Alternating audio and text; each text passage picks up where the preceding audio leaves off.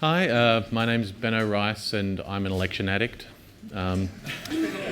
It's been 155 days since my last election. Sorry? Medication for that? I don't know.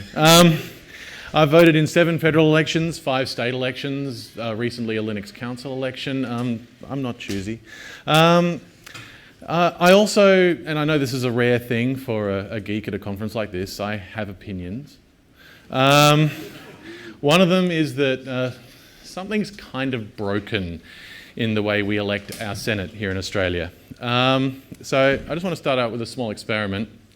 Hands up who here voted in the most recent federal election in Australia. Good, good. You have to ask who's Australian. Well, no, if you're not Australian, you didn't vote, and if you did, then what? Your sample is skewed if there's lots of non-Australians in it. Yes. Okay. Well, okay. Anyone here who is Australian who voted in the most recent federal election, leave your hand up if you voted above the line in the Senate. And leave your hand up if you know, for the party you voted for, who was their second preference? What about their third? There are 2 hands up. That's 2 more than I expected. Another quick experiment. This is to illustrate another problem with the system. Who voted in the Australian federal election? In Western Australia? Above the line? For the Australian Christians. If there were 14 hands up, Scott Ludlam of the Greens would have been elected in the first count.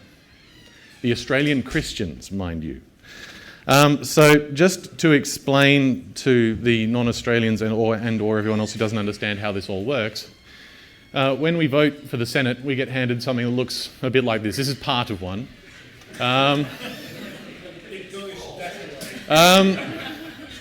When we vote, we can either put a box above the line in one of these boxes up here, or we can vote below the line. The problem is that you can either put one number, a single 1, in any box above the line, but only 1, or you can fill out every box below the line. And it's a preferential order, so it indicates the preference that you want, that you are trying to elect 6 candidates with. There's a quota form. If anyone wants further details on anything about this, talk to me afterwards. I'm going to have to skip over bits of this. I'm going to get anywhere through this. The problem with this is that you can end up with interesting things like this. This is the West Australian count, the 141st count in the Senate count, the first version. This was the key count here. You can see here, these are the 14 votes I was talking about. In this scenario, the Australian Christians get excluded. Their preferences go to the shooters and fishers, who then have more votes than Wayne Dropulich of the Sports Party.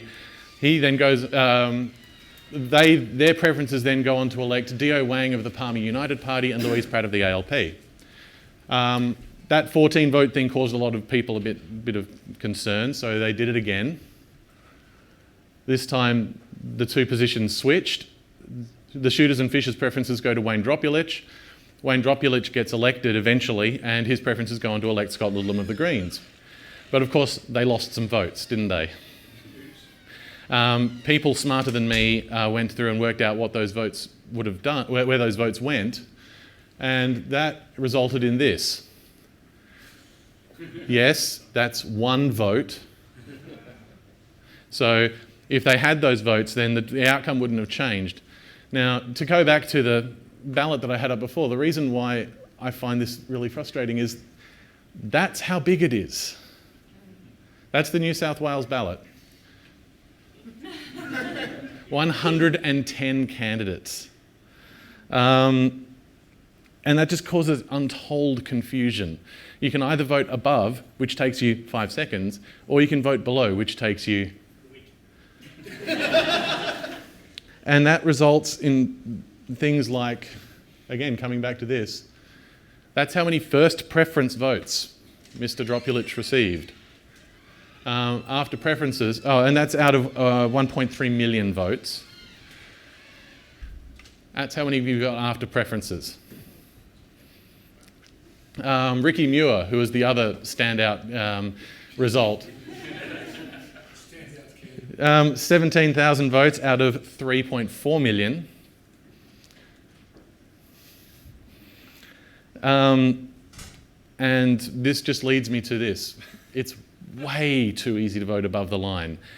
To give, again, the people who are not overly familiar with this an idea, when you vote above the line, you're accepting a preference ballot filled out by the party whose box you put a number in. I'm not going to go into the fact that there is sometimes more than one. And so you're accepting their preferences without possibly knowing what they are. Because filling out all those boxes below the line is just a pain in the... Couple that with people are gaming it. If you look at what happened in the recent election, you had, well, the most obvious one is the Liberal Democratic Party in New South Wales, who had their name changed to make it look like the Liberals, and then people voted for them, and now they have a senator. But it's more subtle than that too. If you have lots and lots of little parties, all those little parties can point their preferences at each other, and it keeps them out of the hands of the major parties until the major party remaining vote share is small enough that they can leapfrog them, get their preferences and get elected. And again, if you want me to go through that again more slowly, but all of these problems just lead me to think that the system is getting a bit undemocratic. Not necessarily because the system itself is broken, but just people are taking advantage of it. So how do I fix it? Well, my original inspiration for what I ended up doing came from this man here. If you don't recognise him like that, you might recognise him like that. That's Stephen Fielding of the Family First Party. He got elected in 2007 when the Australian Labor Party, for anyone who doesn't know, they are notionally left-wing-ish, and the Australian Democrats, notionally centre-left but no longer relevant, both preferenced the Family First Party, right-wing conservative Christians, ahead of the Greens, notionally left-wing, well, actually left-wing, and so thus meant that the Greens, who polled about 0.9 of a Senate quota, lost out to this person who I think got 2.3% of the vote on first preferences. Now, it occurred to me that there would have been a lot of voters for both of those parties, the Labor and the Democrats, for whom a Green would have been preferable to a member from Family First. But they weren't given the choice, or didn't realise they had the choice, or felt like exercising that choice was too hard. And so the first problem I had was, how can I make people more aware of what the Senate preferences are? The Australian Electoral Commission doesn't hide them. They are available. You could go to an AEC office, because everyone knows where they are, and ask to see the group voting ticket booklet in the couple of weeks prior to polling day. Or you can go up to the desk at your polling place on election day and ask to see the group voting ticket booklet. And in both cases, what you would have seen is something that looked like that. Looks a bit familiar. And it's just as easy to read. You can see here that they've got their preferences first. Obviously, I haven't got the full ballot here, so you can't see where 3 and 4 are, but actually, this was a really bad one to choose, because the Socialist Equality Party did this weird thing where they just numbered straight down the rest of the ballot. But you can read through that, and you can sort of see that you'd have to follow where the preferences go in those boxes at the bottom to actually have any idea who you're voting for. They put them up as PDFs at the 2010 election, and the most recent one, they had them as CSVs.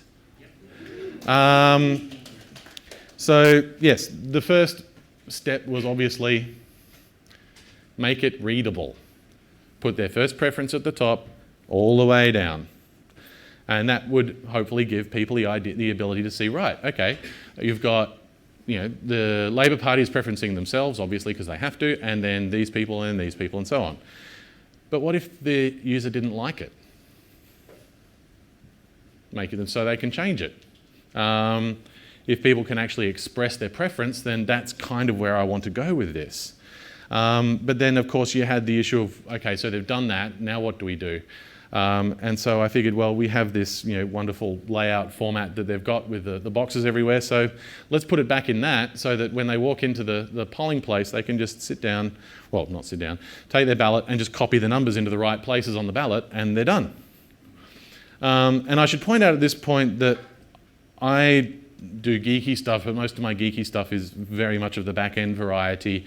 I'm not a front-end developer, so this was a bit of a challenge for me. And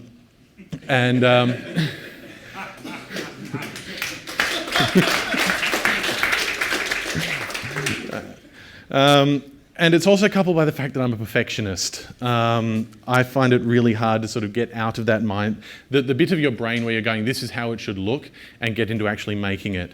And so I'd use this as an exercise to try and focus on two principles that I'd heard about, one of which is that, which stands for that. So the guiding principle behind you ain't going to need it is stop trying to architect 5 steps ahead of yourself, because you may get 4 of those and then discover you made the wrong choice.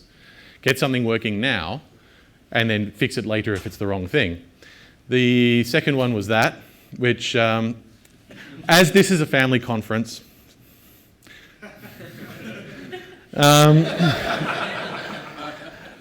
JFDI was all about just making myself get out there and do it. Again, it's just, I sit there and agonize about whether I'm doing the things the right way, and just do it. And the other 2 things that I was doing was, as far as architecture went, static content is good content when you're serving out web stuff to a potentially unbounded number of people.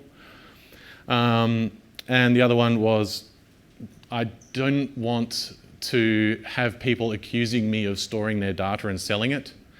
And on the flip side, I didn't want the moral dilemma of what happened if someone came and tried to buy it.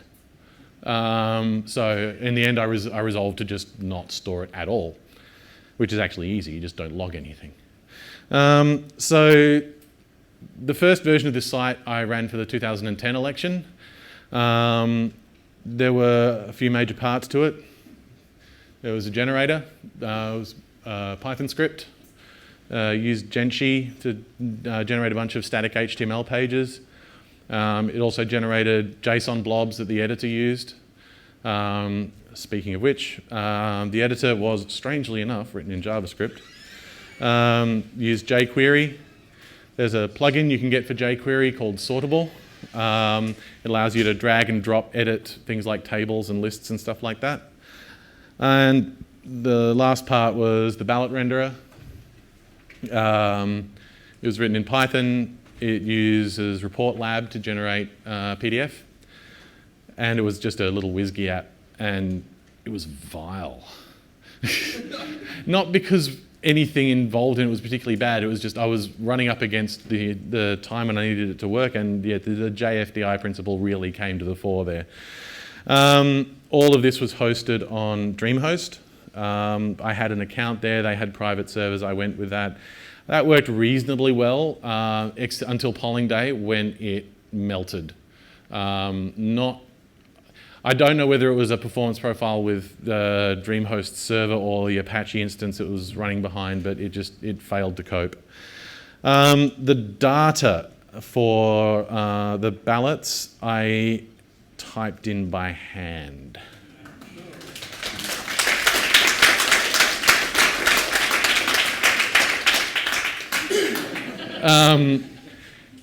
There were downloadable, parsable versions available through a media feed, but I didn't know about them at the time, and I was just like, I need to get something up.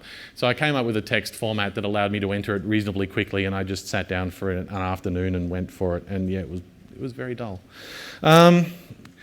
So that got me to the 2010 version of the site, which I have around here somewhere. If I can work out where my mouse pointer's gone, there it is. It was this one. So this is what people saw on the 2010 version of the site.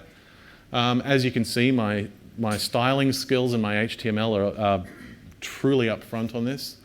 The only complaint I had about the site was this phrase here. I had a comment somewhere in the frequently asked questions list about if you see, this site is meant to be politically neutral. If you see anything that isn't, please tell me. And I had about 4 emails saying, well, that's a bit left-wing, isn't it? To which I responded, yes. Can you tell me any instance where a notionally left-wing party used their preferences to elect a notionally right-wing candidate? So just a quick run through of how it worked. You picked which state you were in. It would show you the party list. You could pick a party. Any preferences? All right, you guys are smutty, you are. The party's preferences is really weird. Sorry? The climate change party's preferences are really weird. Yes. If we want to talk about the actual preferences that parties had, that might be a better one for after. So what you can see here is you have just a straight out list showing the party name, the candidate name. I had their position within their group there. I don't think that was obvious to a lot of people. And as you can see, there are a lot of candidates there. So if we wanted to customize that, we could just click this. We get this view. If we decide we would rather have, oh, here we go. Let's decide the Greens deserve our next preferences. You just move them up there.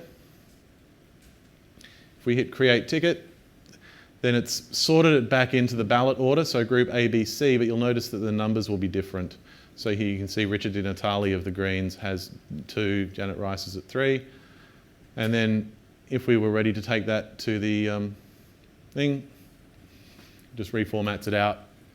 And there are a number of conscious design decisions in this. One is that I wanted it to fit on an A4 sheet, which is why the font's a little bit squishy. There's what you can't read up the very top here is it says this is a custom generated voting reference, not under any circumstances to be distributed or used as how to vote material.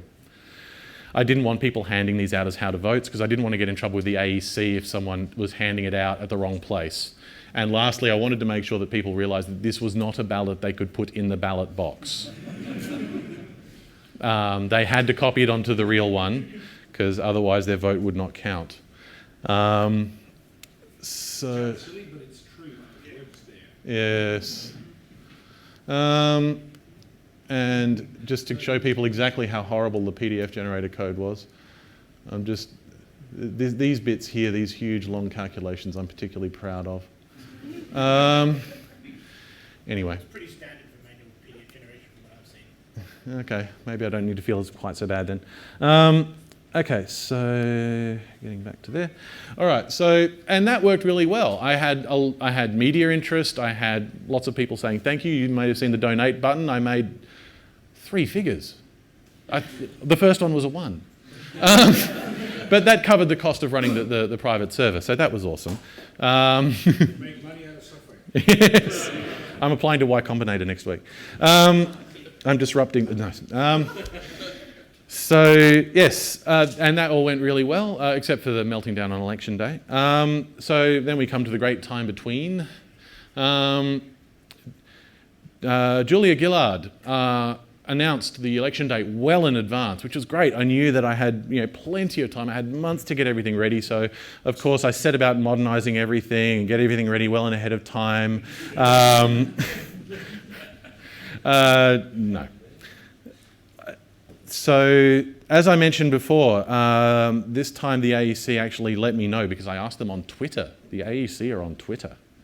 That they would be releasing the ballots in this magical modern format.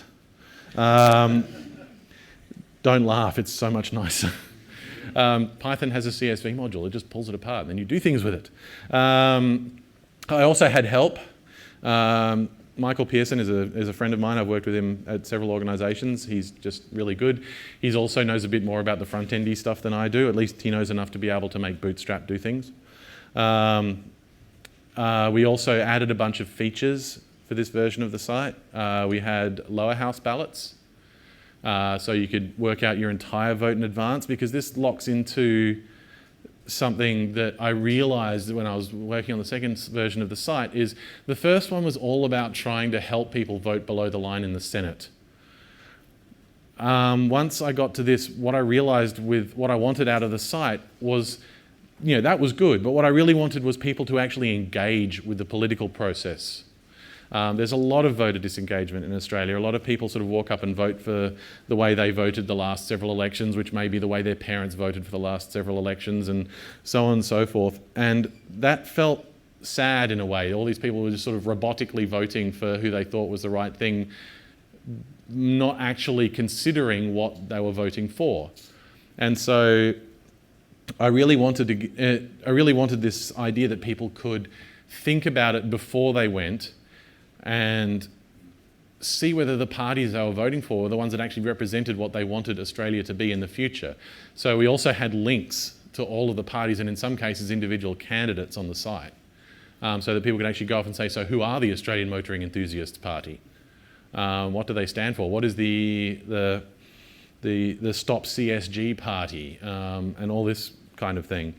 We also had order by group for the Senate editor. So instead of having to order all the candidates, as you saw that I had to do in that last version, you can actually have a view where they were just collapsed into their party groups, and you could just order those. So if you didn't care about particular candidates, you could just order the parties. I also, because we were doing lower house, we needed to know what electorate you were in. So we added the ability to use geolocation in the browser, address lookups through the Google Maps API to work out what electorate you were in if you weren't sure. We also added the ability to store and share ballots. So if you wanted to show people how you were voting, or you wanted to store it for later, then you could do that. And also built on top of that, we had it to rendering to HTML. So you could have your ballot on your phone, on your tablet, and you could take that with you instead of having to print out a PDF and take a piece of dead tree to add to all the rest of the dead tree that's involved in an Australian election. Structure of the site this time around. Generator again. This time it was in Ruby because Haml. If you haven't come across Haml, it's a much more compact format for writing out markup that you then translate into HTML.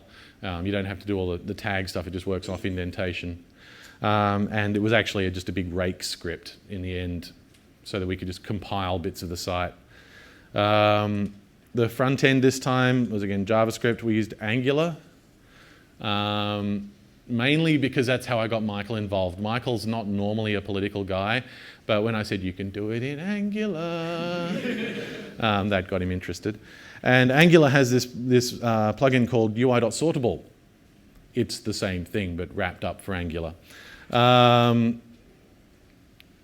ballot renderer was, seeing if this is familiar to anyone, it was again Python report lab and that type of thing. The geolocation support, I don't know whether to credit Pia War for this or someone else, but the AEC actually has the entire division boundaries map as an Esri shape file under a Creative Commons license.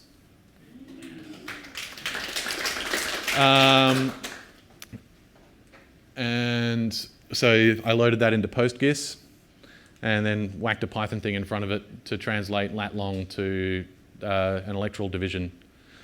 If we were doing address lookups, then we used the Google Maps API to translate to a lat long and then handed that in.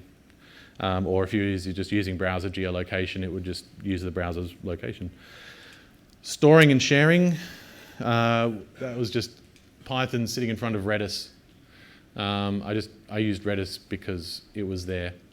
The ballot renderer for the HTML side was Ruby because Haml. And we made it reactive using some of the Bootstrap stuff so it would actually reformat the ballot to fit whatever screen it was on. Unfortunately, we were never able to get the time to try and get the editor working on mobile because drag and drop on touch screens is twisty. So I mentioned that we were storing ballots in this version. I did think a lot about this because I didn't want to have it stored. In the end, I decided it was okay if it was completely anonymous. So every ballot was stored under a random identifier that was never reused. If you came back and if you loaded up your ballot and then stored it again, it would give you a new random ID. And I had no logging that tied anything to those random IDs. If you then shared that URL on Twitter, that was up to you. If you didn't want anyone to know, you just left it alone and people could probably walk through and get a whole bunch of ballots out there, but there would be nothing that tied them to you. This time for hosting, I went with Rackspace. The main reason I went with Rackspace was because they started offering free accounts to open source projects, and I had intended to open source it anyway. So I got in touch with Jesse Noller, who is one of their open source guys, and said it's not exactly the standard kind of thing, but do you mind? And he was fine. So that all went really well. And I had Cloudflare in front as a CDN. Again, most of the site was static, so I don't think the backing servers on Rackspace got above a load average of 1. I don't think they even made 1. It was beautiful to watch. So the 2013 version of the site is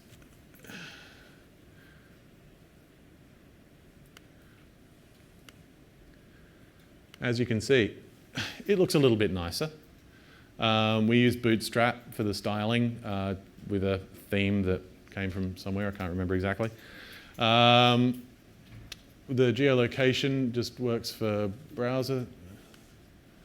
So we realized partway through that we really needed to make sure that people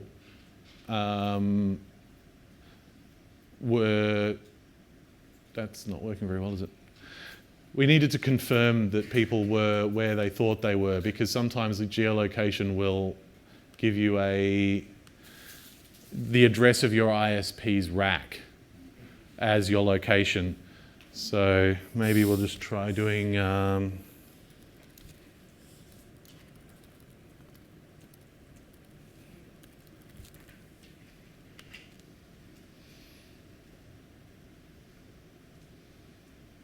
if this doesn't work, we have a fallback for that too.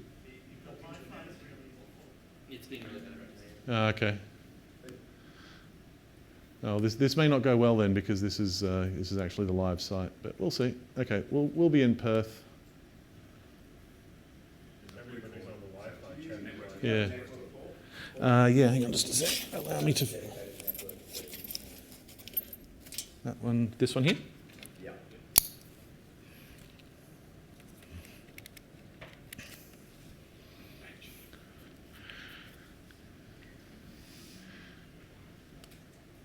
Technical difficulties. Let's just, I was just going to do that. Goodbye, Wi-Fi. Hey, success. Okay, so this is the electorate of Perth, currently represented, well, at the time, by Stephen Smith. Is he? I can't remember. Did he resign? I can't remember. He resigned. Yeah. Here are the lower house candidates, and there's the current senators. Next time I won't have the current senators next to the lower house candidates. That confused a few people. We can view preferences. One of the other features we added was the ability to compare two sets of preferences. So if you want to say, I'm interested in the WikiLeaks party and I want to compare them to the Greens, you can see where they put people. You can work your way through those if you want. You can share the ballots. I had a short URL registered, and it would encode the ballot pair that you're looking at, and you could send it out and say, hey guys, look at these preference tickets. If you wanted to then actually edit, ballot editor for Perth. So you had your lower house ballot on this side, your upper house ballot on the other side. I'm a hippie commie, so I'm going to have the Greens first. And then that, and independents are always interesting. And that can stay the rest as it is. Here's the order by group. So again, you can just drag these groups around. Or you could start with an existing preference ticket. So I might go with stop the Greens just to be perverse. That, of course, forces you into the candidate view just because of the way the lower house ballots work. And so when we're ready to do that, we can save it if we like. That gives us a short URL. That's the random identifier I was talking about before. And we can then open that up. And that's the HTML form of the ballot. And if I take that off and play with the size of the window,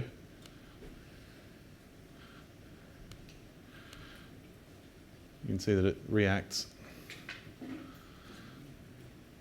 And then if we go back here, we can also get the PDF version. We added a couple of nice bits to the PDF. There's your lower house ballot in green, so you can tell it's the lower house bit. There's also the watermark behind everything, just to make sure that people knew where it came from. Apart from that, it's largely the same. And of course, with the number of candidates in the lower house ballot, there was no way I was fitting it on one sheet. All right, so yeah, and the site worked fairly well this time. We had nearly 2,600 people, well, over 2,600 concurrent users on election day. I had one of the monitoring sites watching the thing, and I was just watching the number go up and up and up. That was quite fun. We had over 165,000 unique visitors. That's a result. I would happily have more, but then I didn't really have time to publicise the site a whole lot. Most of it was via word of mouth on things like Twitter and Facebook. But I still get people who come up to me and say, oh, I used your site. My friends used your site. My family used your site. And that's always great. We generated nearly 34,000 PDFs. So what's next? Well, I really want to get the editor working better. The site can always use work. It's all up on GitHub if anyone wants to have a look at how it's all done. And so, yeah, in conclusion, it's broken. I would love to see it fixed. I don't know whether that will happen, what needs to do to make it happen, but the fact that you can go out, register a whole bunch of little parties, have them preference each other and then try and win a seat that way is kind of broken. You too can change the world. I'm not usually a website kind of guy, but I got annoyed enough to do this. It's the same sort of thing as starting up an open source project in a lot of ways. If you've got an itch, you go and scratch it. I just had an itch that was more political than it was technological. And if you do get that kind of thing, just do it. If you want to read a couple of things more about the way the counting worked in that election, then those are 2 blog posts by Anthony Green that are well worth reading. And with that, I thank you.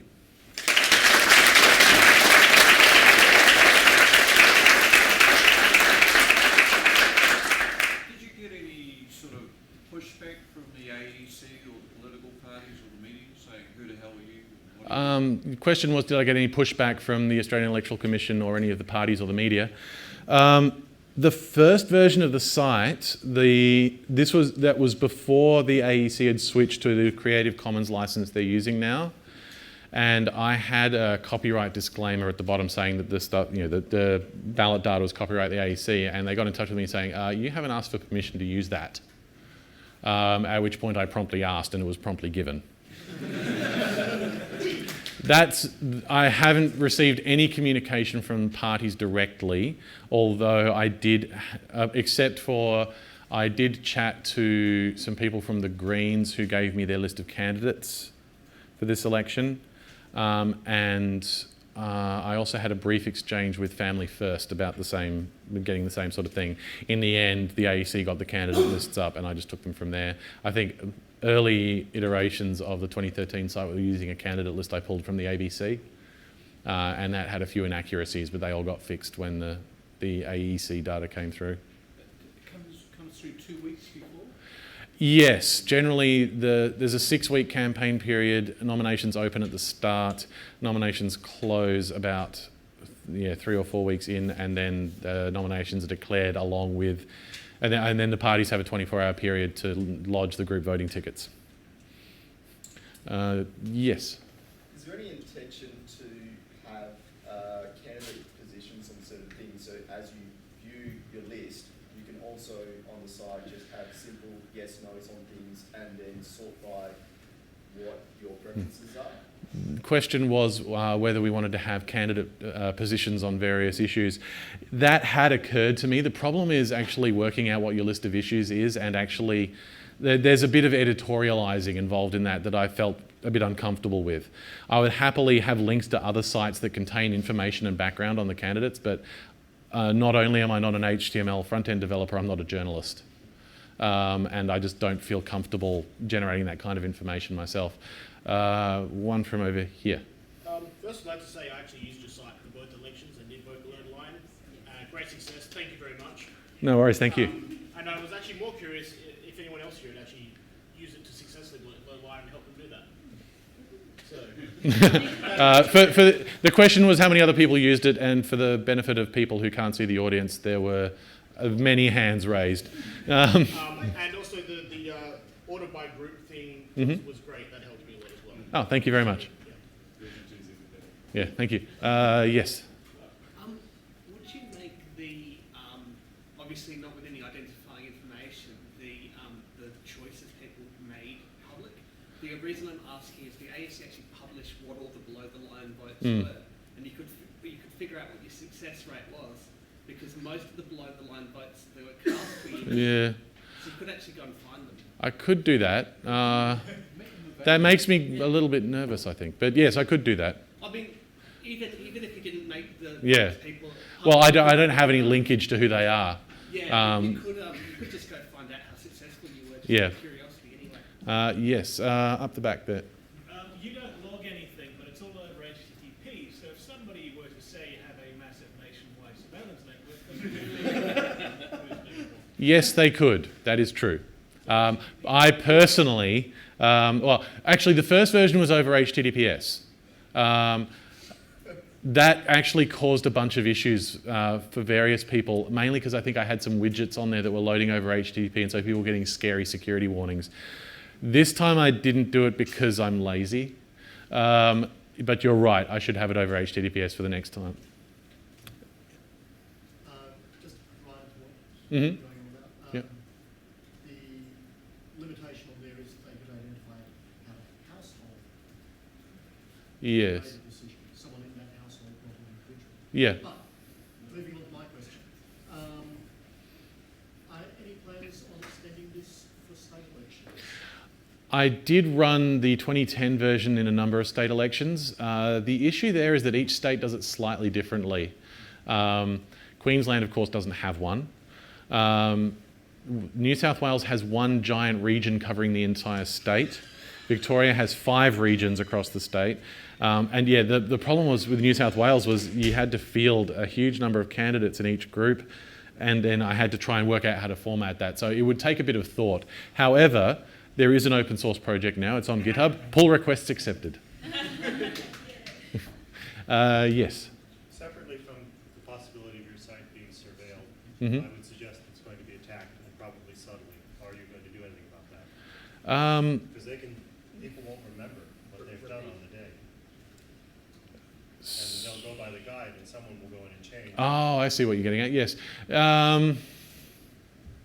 That is a deeply worrying prospect. Sorry, for the record, the question was, well, the comment was that someone could pick up on a unique identifier, change the data in that identifier, and then do it. Actually, I never reuse the identifiers. The only time you ever get one back is when you post a new thing saying store this, and then you get a new identifier back. The only way you're ever supposed to do that, Yeah. I'm talking about someone going in and doing a statistical survey Yeah. of what's up there and changing the bulk of it so that they don't care which actual person votes for them as long as they've changed the vote for the majority. I have a reasonably simple solution for that. Yeah. To make the identifier some way a hash of the actual contents. That way the identifier We'll show you. must be the same, but Yeah. at least you can audit it. The Yep. website may return different Yep, result, but you fair can enough. audit it.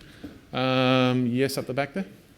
There was another website doing similar things. Yes. I can't remember the name. So it was either senate.io or clueyvoter.com. I think it was Cluey Voter. It had some features that your site was missing, like being able to randomize within groups and saying I care, don't care. Have you looked at incorporating those features? Yes, I have. I looked at both senate.io and clueyvoter. Senate.io had a much better editor than me. I will freely pay that one.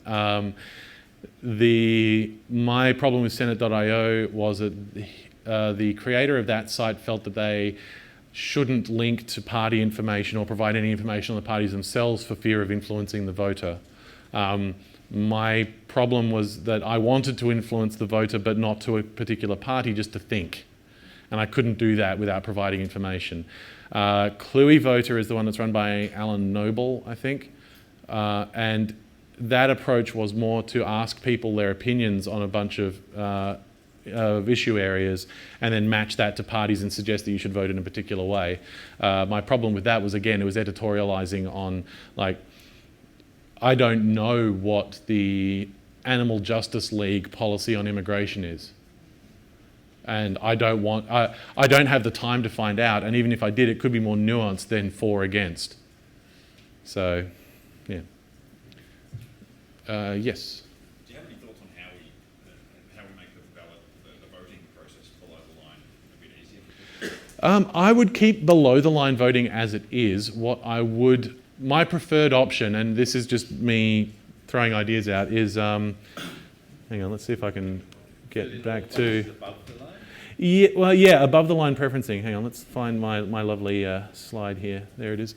So what I would prefer to see is if each of these groups below the line had to have the 6 candidates that were necessary to be elected, you could have optional above the line preferencing. So a single one would still be a valid vote because you are nominating enough candidates to fill all the vacancies. But if you but your vote would then exhaust after that group. If you filled in multiple boxes above the line, then you would be expressing those groups in order on the ballot. So if I'd voted 1, 2, 3 there, I'd have these candidates, then these candidates, then these candidates. Yes. In connection with the previous question, there is actually a federal discussion on changing the system because pretty much all parties that are present federally or bitten in one way or the other. So they're actually now suddenly interested in things. Usually the confusion works to the benefit, now it doesn't. Yep. So the discussions range from optional preparation below the line, introducing optional preparation above the line, removing the automatic preferencing, and just having it option preferential. In order to be more Michael Hagel, and the result would probably be quite stuff, but how can it possibly be? Anthony Green also has a piece on options for reforming the Senate, I believe. And he's probably the cleverest person in Australia when it comes to that kind of stuff. Even a minor tweak would be an improvement. Yeah. Yes. I respect your choice not to editorialise at all. Particularly for incumbents, you could look at the voting record as a... That is something that I thought about doing, possibly not as below the line, but possibly as some other site. I know that there's sites like, oh God, I've forgotten their name. The people that Open Australia. Yeah, what they do is they index Hansard, which is the record of everything that is said in both chambers of Parliament, and you can sign up for alerts and say you want to see what your senators are saying. You can choose to receive alerts every time one of them has a speech in Parliament, what they say, and that kind of stuff. I think there's value in that kind of a site. I'm just not sure how to put it together. Yes. When you were starting out, so before the 2010 election, how did you actually get it out there? Because at the moment I'm trying to get myself out to people, and I'm struggling because I just can't get traction. Yep. So you said you got quite a bit of traction early on. How did you achieve that? So the question was, how did I get the site out there? I'm trying to remember. I basically started telling my friends about it, and it snowballed. Then it started coming to the attention of the media, and one of the biggest traffic sources I had during the 2010 campaign was that I got interviewed by a journalist from News Limited, and it got put up on news.com.au, and it was actually on the front page for a while, and that was a significant amount of traffic. I also did a bunch of radio interviews. This time I don't think I ended up in any newspapers, but I definitely got some radio. There was a a piece on Radio National that was quite good, and that was where I got the idea for the experiment at the start about whether people knew what the second and third preferences were if they voted above the line. I actually suggested to the journalist that he go and ask that question of people, and he actually did a brief Vox Pop segment in the piece where he asked them, and the result was largely the same. Yes? One thing I'd like to see in Din and JFDI was a visualisation. So you've got this cluster of parties that are exchanging preferences with each other, and you can see there's one in there that you really don't fancy at all, there's others over there that are miles away from the people who intend to give your first preferences that you quite like. The visualisation is to be. Okay. Yeah. Sorry. Yeah. Any more questions? Yes. The slides, where can we get them? I'll put them up. I'll put them online in a bit. I'll see if I can get them to put them up on the Mirror. The conference is collecting them all. Okay. So they should go up, I'm not sure when. All right. I will get them to the conference, and they will put them up. Alrighty. I think that means we're done. Your slides? Oh, thank you. I'll put them on there. Okay, sure. Our appreciation. Thank you. Thank you very much.